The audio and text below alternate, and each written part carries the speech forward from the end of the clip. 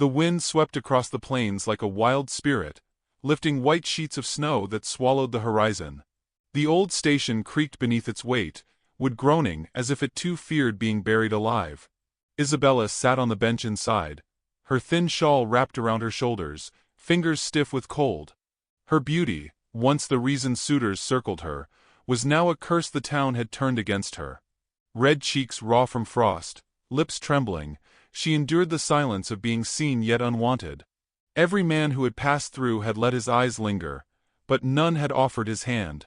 For 3 days she had waited, half hoping a miracle might choose her, half knowing no one would. Gossip had spread faster than the storm.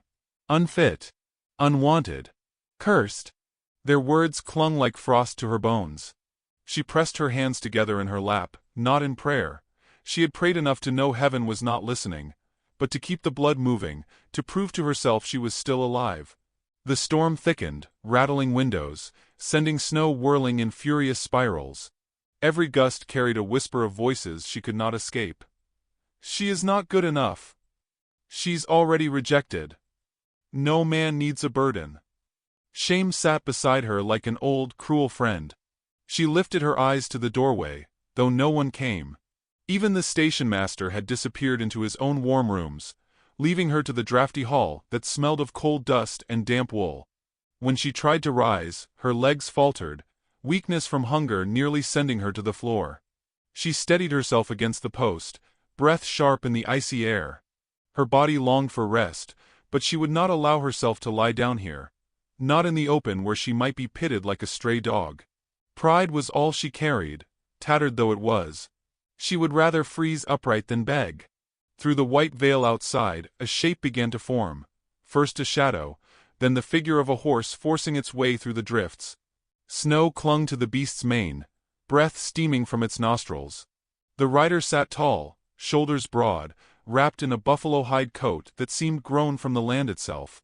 As he dismounted, boots sinking deep, Isabella felt her heart jolt. She had heard of him, the widower who lived beyond the creek, half Apache, half ghost in the townsfolk's telling. His name was Eli Redhawk, spoken with suspicion, sometimes with envy. He pushed the door open, and the storm came with him, a rush of cold air scattering flakes across the wooden floor. His height filled the doorway, his silence heavier than the storm's roar. Dark eyes swept the room and landed on her, not with hunger, not with disdain, but with the steadiness of a man measuring what he saw. Isabella tightened her shawl around her shoulders, bracing for judgment, for the look every other man had given her. But Eli did not look away. He removed his gloves slowly, each motion deliberate, as though he had already decided something before stepping inside. He set his hat on the bench beside him, shook the snow from his hair, and walked closer. The boards creaked beneath his boots, and Isabella felt her breath quicken, though not from fear. His silence pressed on her like a question she did not know how to answer. She forced herself to speak, though her voice was faint. "If you're looking for a wife, sir, there are none here who would." Her words tangled, shame choking them. She looked down, prepared for his dismissal. Instead, his voice broke the hush, low, unhurried, as if carved from stone.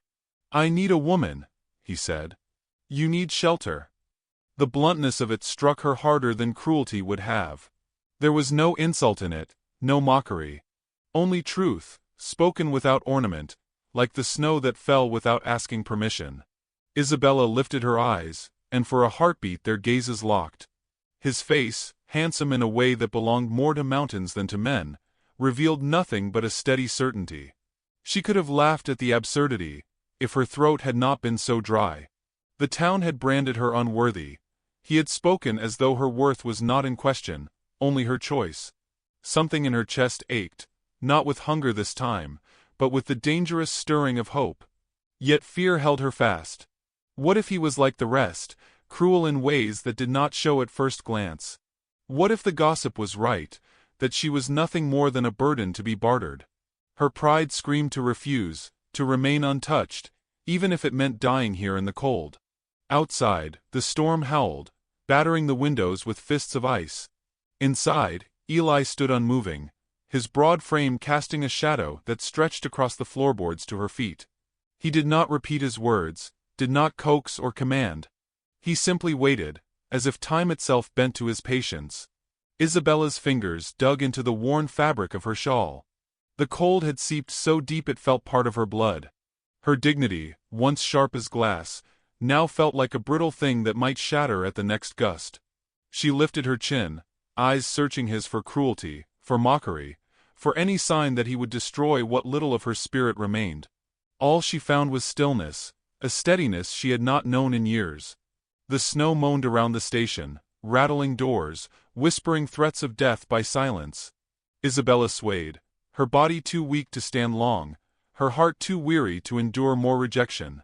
Eli extended his hand, not as a master taking possession, but as a man offering passage through the storm. His palm was broad, weathered, calloused by work. Her breath caught, and in that moment every shameful whisper rose in her mind. Cursed, unfit, unloved. Yet louder than those voices was the simple truth he had spoken. She did need shelter.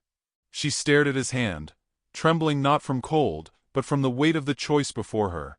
Pride battled survival, shame fought against the faint, dangerous pull of being seen without judgment. The station seemed to shrink around them, the world narrowing to the space between her trembling fingers and his waiting palm. The wind shrieked as if urging her to decide. She drew in a shallow breath, every nerve alive with fear and longing. Slowly, almost unwillingly, her hand lifted. The distance closed. Her fingertips hovered just above his.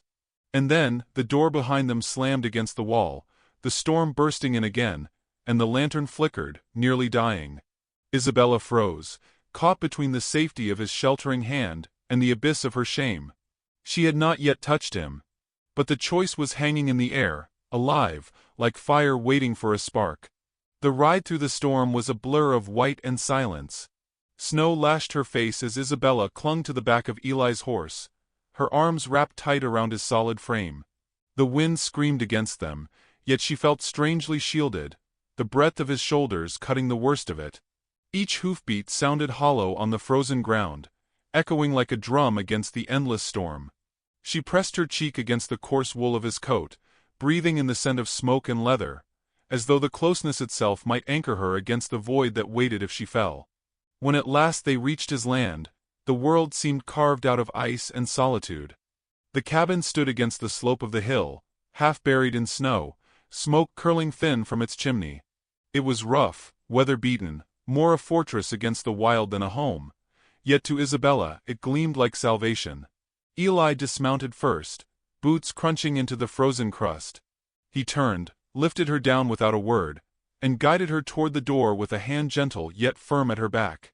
She staggered, stiff with cold, and leaned into his strength until the cabin swallowed them whole. Inside, the world changed. The storm's howl became a distant murmur, muffled by thick logs and stone. The air smelled of pine smoke, roasted venison, and wool dried too close to the fire. Heat washed her cheeks, and the sudden warmth stung her eyes with tears she dared not shed. The fire crackled in the hearth, throwing a golden glow across the room, while shadows danced along the walls hung with tools, pelts and bundles of herbs. Isabella stood shivering, still clutching her shawl though she no longer needed it. Eli moved with practiced quiet. He took her shawl from her shoulders, hung it near the fire, and set a bowl of stew on the table without speaking. The gesture startled her more than words might have, an unspoken understanding that she was to eat, to live. She sat, fingers trembling as she lifted the spoon. The broth was thick and rich, and with the first taste warmth spread through her chest, loosening knots she had carried too long. She ate slowly, ashamed of her hunger yet unable to stop, each bite a reminder she had survived another day. Across the room, Eli tended the fire, then set about repairing a strip of leather at the table, knife in hand, movements steady and unhurried. He did not watch her, did not press her with questions, and in that silence Isabella felt both exposed and strangely safe. She had known men who filled silence with cruelty, with orders, with careless laughter at her expense. Eli's silence was different. It was not the silence of absence but of presence, a space he gave her to breathe. She studied him in the flicker of firelight, the sharp line of his jaw, the scar that curved faintly along his temple, the breadth of his hands calloused from labor. He was handsome in a way the town would never admit, his strength too raw, his dignity too unshaken.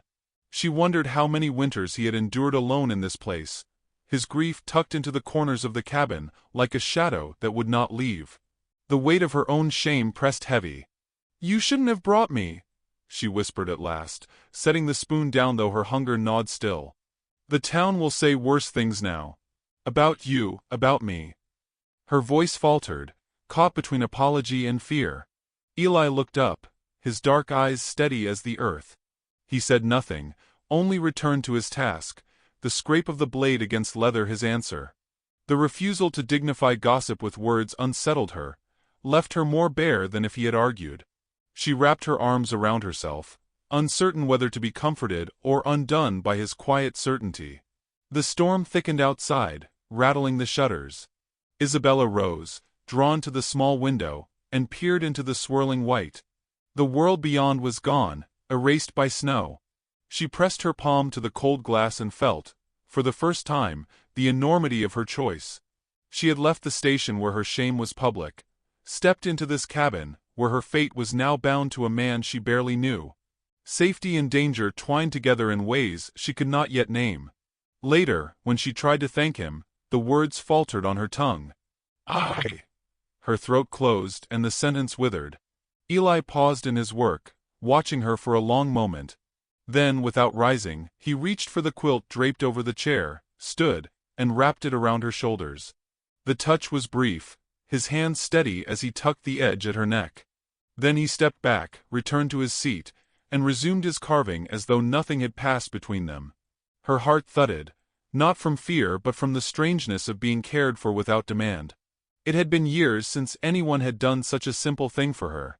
She sat down again, clutching the quilt, her eyes drawn to the glow of the fire. The cabin seemed to breathe with them. The pop of the logs, the sigh of wind against the walls, the faint rhythm of Eli's knife against wood. As night deepened, Isabella's body grew heavy, exhaustion from days of cold pulling her under. She curled beneath the quilt on the narrow bed he had prepared, listening to the storm rage beyond the walls. For a moment, she thought she heard voices in the wind, the cruel echoes of the town. Unfit, cursed, unwanted. She pressed her face into the blanket, wishing she could silence them. When she opened her eyes again, a faint light glowed from the hearth. Eli was still awake, seated near the fire, his massive frame bent over a piece of wood he was shaping with care. The flames cast long shadows across his face, softening the sharp lines into something almost tender. His eyes were fixed on his work, yet she sensed his awareness of her, as though he knew she watched. Her chest tightened. For the first time since her rejection, she felt the stir of something dangerous and fragile, a sense that perhaps she was not as invisible as she had believed. The realization frightened her, for hope was more perilous than cold.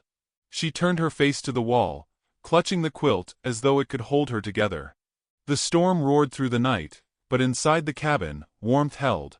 Still, as she drifted toward sleep, one thought lingered, sharp and unsettling. She was not afraid of him. And that truth, fragile as a snowflake in the palm, terrified her more than the storm outside. The storm broke at last, leaving the world blanketed in a silence too pure to trust. Snow draped the trees in white robes, and the creek lay frozen under a glassy skin. Isabella stood at the cabin's doorway, breath clouding the morning air, her shawl tight around her shoulders. For 3 days she had known only the hush of Eli's home, the crackle of the fire, the steady rhythm of his labor. In that silence her body had begun to mend, but her heart, bruised by years of rejection, was slower to heal. She had thought safety might feel like freedom, yet each time she closed her eyes she heard the town's voices carried on the storm. Unfit, cursed, too proud for her own good. When Eli saddled the horse that morning and gestured for her to ride with him into town, her chest tightened. She had not walked its streets since the night her last proposal dissolved into laughter behind her back. The thought of faces turning, whispers curdling the air, nearly rooted her in the doorway. Yet Eli's gaze held hers with quiet insistence. He was not asking, not commanding, only offering the certainty that he would walk beside her. That steadiness, heavier than words, lifted her into the saddle. The road to town was lined with silence broken only by the crunch of hooves in snow. She studied his profile, carved against the pale morning sky, sharp cheekbones, a mouth set firm, eyes that betrayed nothing.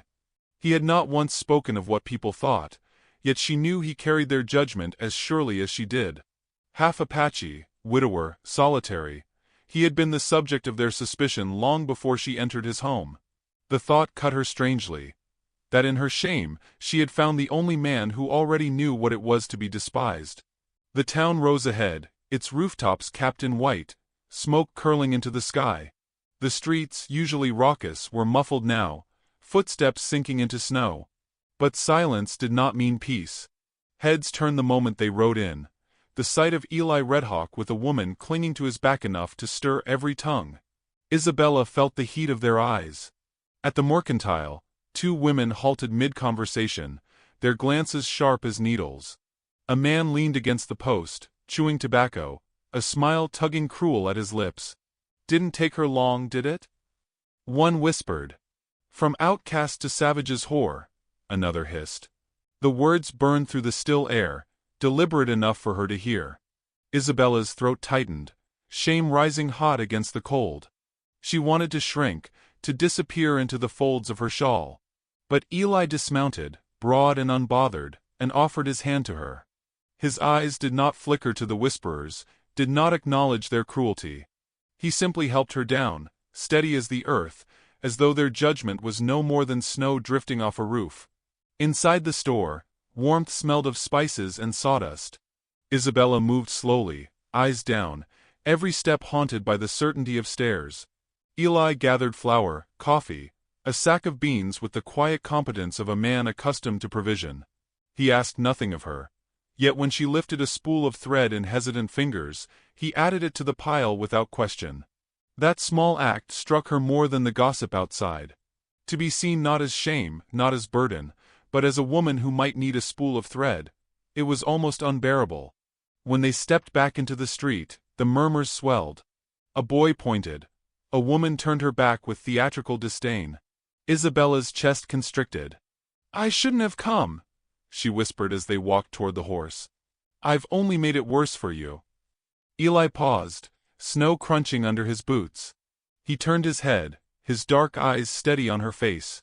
For a long moment he said nothing, and in that silence, the whole town seemed to wait for his answer. Then, low and certain, he said, "Let them talk." It was not defiance, not even dismissal. It was an indifference so complete it startled her. The whispers had power only because she let them pierce her. He had built a life beyond their reach. Could she do the same? Her heart quivered at the thought. Back at the cabin, the day slipped into dusk. Isabella sat near the hearth, mending her shawl with the thread she had chosen. Each stitch felt like reclaiming something stolen: patience, dignity, quiet usefulness. Eli sat nearby, sharpening an axe head, the rasp of stone against steel steady as a heartbeat. She felt the day's shame pressing still at her edges, but beneath it was something new. The faint awareness of shelter that was not merely walls but the presence of a man who stood unshaken when the world tried to diminish her. She wanted to thank him, yet the words tangled. Instead she set her needle down and whispered, almost to herself, "I feel as though I'm nothing." The admission hung fragile, as though it might break under its own weight. Eli set the axe aside and crossed the room. He did not argue, did not tell her she was wrong. Instead he knelt before her, his hand taking hers, and lifted it gently to his chest. Beneath her palm, his heartbeat thudded. Slow, strong, unyielding. His eyes held hers, dark as the deep woods, and though he said nothing, the message was clear. "Here, you are not nothing." Her eyes blurred with tears she had long sworn never to shed before another. She turned her face away, ashamed of the trembling in her chest. Yet he did not release her hand. He let her feel the truth in his silence until the sob broke free, and she pressed her free hand to her mouth. He did not comfort her with words, only with presence, his stillness becoming the wall against which she could lean. Later, when she had composed herself, they ate in quiet, the fire throwing warmth against their faces. The storm outside had eased, but the memory of whispers lingered like smoke. Isabella stared into the flames, her heart heavy yet strangely lifted by his simple gesture. The world might call her cursed, unwanted, less than nothing. But in that cabin, with his heartbeat beneath her hand, she had touched something stronger than shame. A sharp knock shattered the quiet. The sound rattled the door, loud against the night's stillness. Isabella's breath caught, the needle slipping from her hand to the floor. Eli rose slowly, his frame filling the room with sudden tension. Another knock followed, harder, impatient. The fire crackled, throwing sparks. Isabella's heart hammered as shadows leaned closer across the walls. The town had found them. And this time, they had not come only to whisper. The knock came again, harder, shaking the frame of the cabin door. Isabella's breath froze in her throat. She looked to Eli, whose shadow stretched long across the firelit room, unflinching, carved in stone. He set the knife he had been honing aside and crossed the floor with the deliberate gait of a man who had weathered storms greater than men's tempers. The latch lifted, the door swung open, and the night swept in, snow gusting, lantern light flickering on faces outside. 3 men stood on the porch, their coats crusted with frost, whiskey burning in their eyes. Behind them, the storm hissed like a living thing. The tallest, a rancher with a mouth twisted by cruelty, leaned forward, voice thick. "You've taken what doesn't belong to you, Red Hawk. That girl's got no business here." His eyes darted past Eli to Isabella, whose heart stuttered as his gaze branded her like property. Eli said nothing at first. He stepped into the threshold, broad shoulders filling the frame, blocking their view of her. His silence was heavier than words, a weight that pressed against the men's bravado. Snow whirled around them, catching in his dark hair, the storm itself seeming to side with him. The second man spat into the snow. "We won't have her ruined out here with you. She'll come with us now, before more shame spreads." Isabella rose, her knees trembling. The fear in her belly mingled with a sudden anger at their presumption, at their ease in deciding her worth. She clutched the quilt tighter, throat burning with the desire to speak, yet the words tangled. Her shame, always so quick to silence her, held fast. Eli's voice broke the night at last, low, steady, iron in its simplicity. "She stays." The words cut through wind and whiskey alike. The men shifted, discomfort flickering in their eyes. The leader barked a laugh, though it carried more unease than mirth. "Big man thinks he can keep what we'll take." He reached for the doorframe as if to push past. Eli did not move, but the stillness of his body was a threat sharper than steel. The man's hand faltered, then dropped. For a breath, all hung suspended. The storm's howl, the fire's crackle, Isabella's pulse hammering. Her voice, thin but sharp, startled even her. "I will not go." The men turned, eyes narrowing. Isabella's chest rose and fell as she forced her chin higher. "I am not yours to fetch. Not yours to shame. If I am ruined, let it be by my own choosing. And I choose to stay."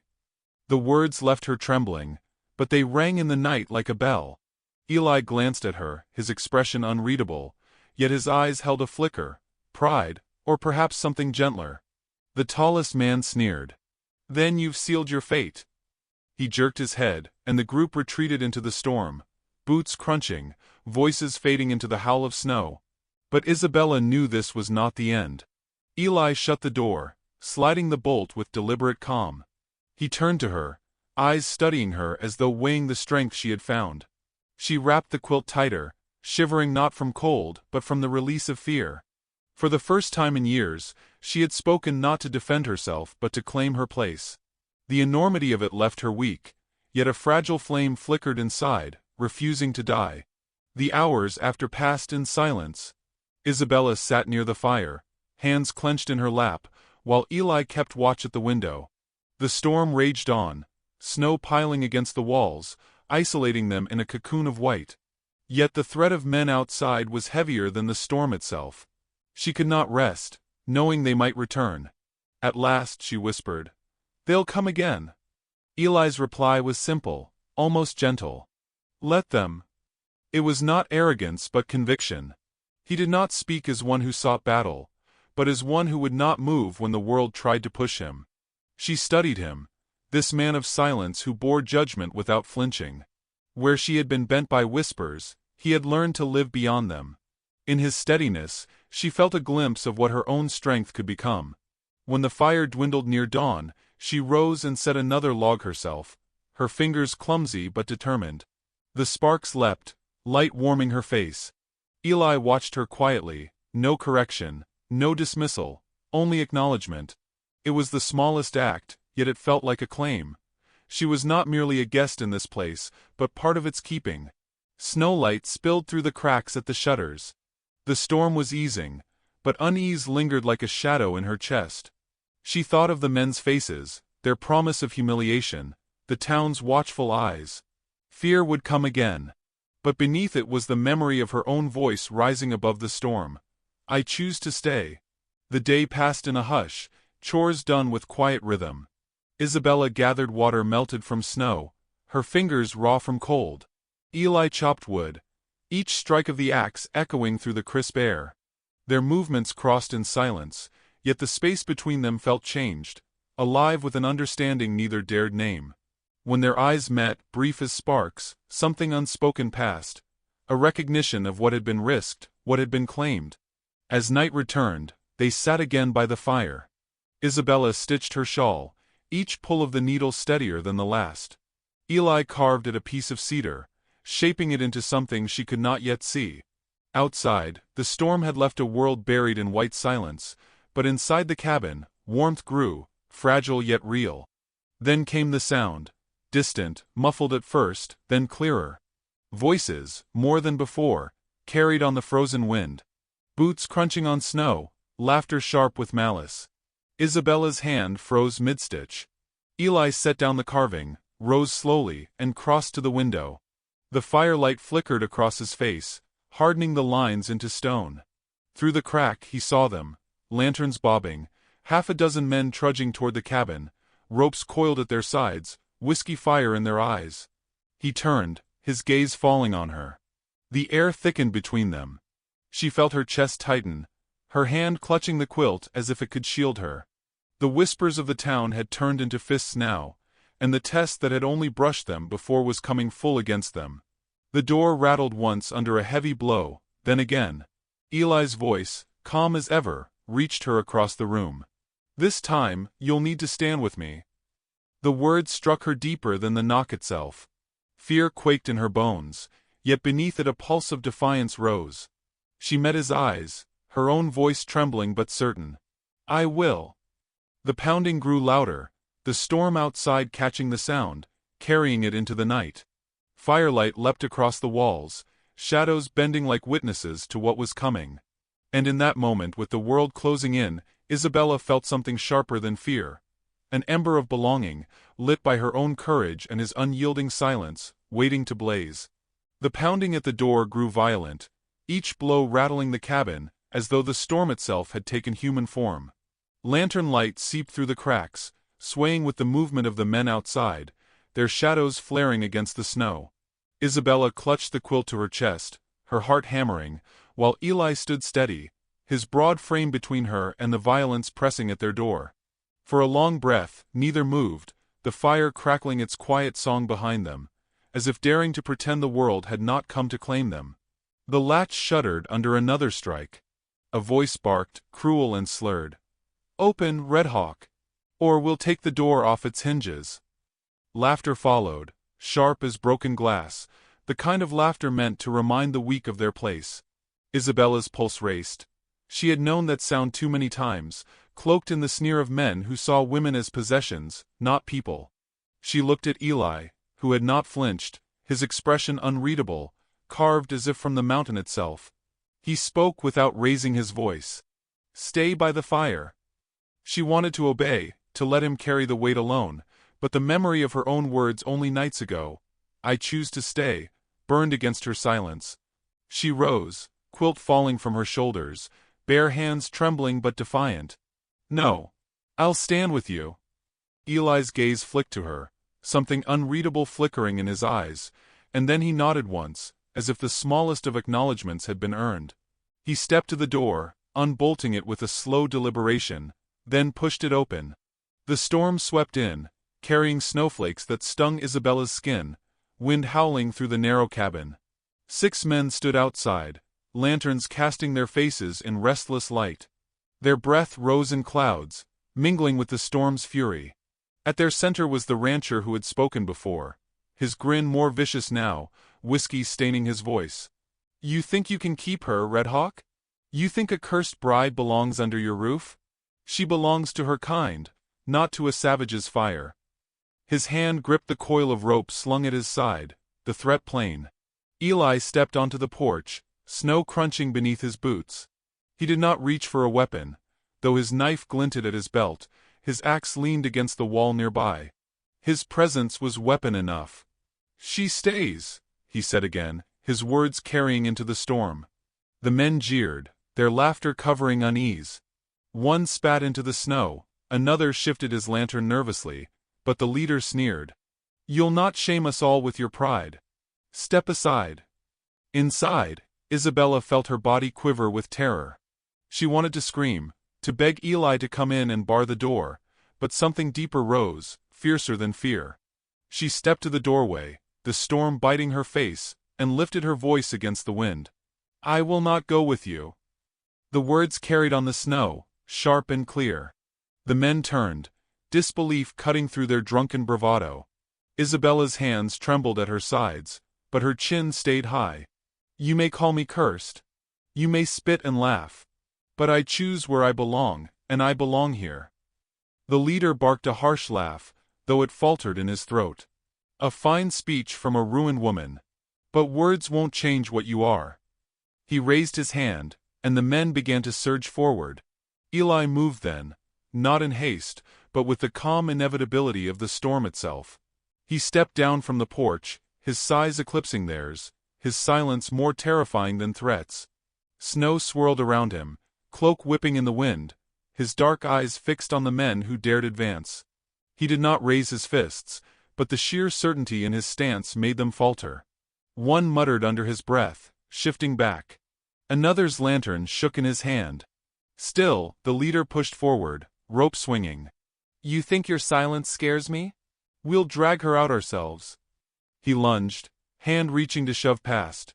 Eli caught his wrist mid-swing, grip iron. The man cried out, lantern swinging wildly before crashing into the snow. Eli leaned close, voice low, dangerous. "You will not touch her." He released him with a shove that sent him sprawling backward into the drift, snow swallowing his curses. The others shifted, uncertain. Their bravado cracked, yet pride bound them, unwilling to retreat under the gaze of the woman they had scorned. They circled, muttering, blades glinting at their sides. Isabella's breath caught, terror tightening her chest, but she saw something then. Eli's stillness, his refusal to bend. The storm roared around him, but he was unmoved, a mountain against wind. And for the first time, she felt her own strength mirror his. She stepped from the doorway onto the porch, the storm clutching at her dress, her hair whipping free. Her voice rose again, trembling but fierce. "Look at yourselves, 6 men against one. 6 men against a woman who is nothing but her voice. Is this your honor? Is this the strength you claim?" The words cut sharper than steel. Silence fell, broken only by the hiss of snow. The men shifted, their shame twisting into anger, yet none dared step closer. They looked at Eli, who had not moved, his dark gaze fixed on them, and the storm itself seemed to push them back. At last the leader staggered to his feet, his face red with fury. "This isn't done. You'll both pay for it." He spat into the snow, then turned, motioning to the others. Lanterns bobbed away into the storm, voices cursing as they vanished into the white. Eli stood still until their shadows were gone. Then he turned, meeting Isabella's eyes. Snow clung to his hair, ice to his lashes, yet his gaze burned steady. She felt her chest heave, relief and terror colliding. She had stood in the storm, spoken against the voices that had silenced her all her life. And though fear still quivered in her bones, something had shifted. She was no longer merely surviving. Inside, the fire burned low. They stepped back into the cabin, shutting out the storm. For a long while they said nothing, the silence between them thicker than words could bridge. Isabella lowered herself onto the bench, hands trembling as she reached for the quilt. Eli returned to the fire, feeding it, sparks rising like stars into the dark. At last she whispered, her voice breaking. "I've never stood like that before. My whole life, I let their voices decide who I was. Tonight, I wasn't silent." Tears welled, sliding hot down her cheeks. She pressed her face into her hands, ashamed of her weakness even in victory. She felt a shadow fall across her. Eli crouched before her, his hand gently lifting hers from her face. He did not speak, only let his callous palm rest over hers, steady and grounding. His silence was not emptiness but a vow, that he had seen her stand, and that she was no longer alone. Dawn came slowly, spilling pale light across the snow-laden world. The storm had passed, leaving the land hushed, every branch burdened with white. Isabella stepped outside, quilt around her shoulders, breath misting in the still air. The cabin behind her smoked with warmth, and Eli stood at her side, tall and quiet, his presence filling the silence more than words ever could. She looked at him, her eyes soft with wonder. "You've given me more than shelter," she whispered. "You've given me back myself." He turned his gaze toward her, snow light gleaming in his eyes. His hand found hers, fingers rough yet gentle, and for a moment the world stilled, the hush of dawn wrapping them in fragile peace. Beyond the hills, the town would wake, tongues ready to lash, judgment waiting. But Isabella no longer trembled. She had faced their fire and chosen her place. Beside Eli, she felt not ruined but remade, dignity earned by her own voice, by her refusal to bend. As the first rays of sun broke through the trees, she leaned closer, resting her head against his shoulder. He did not move, did not speak, but his silence was a promise, unbreakable. And in that quiet dawn, amidst the snow's blinding brilliance, she knew the storm had not destroyed her. It had carved her into something stronger. For the rest of her life she would remember this truth. Storms will come, voices will condemn, but dignity is born not of what others grant, but of the courage to stand when all else demands you fall. And when someone stands beside you, unyielding in silence, the world's cruelty loses its hold. Now, dear listener, carry this with you.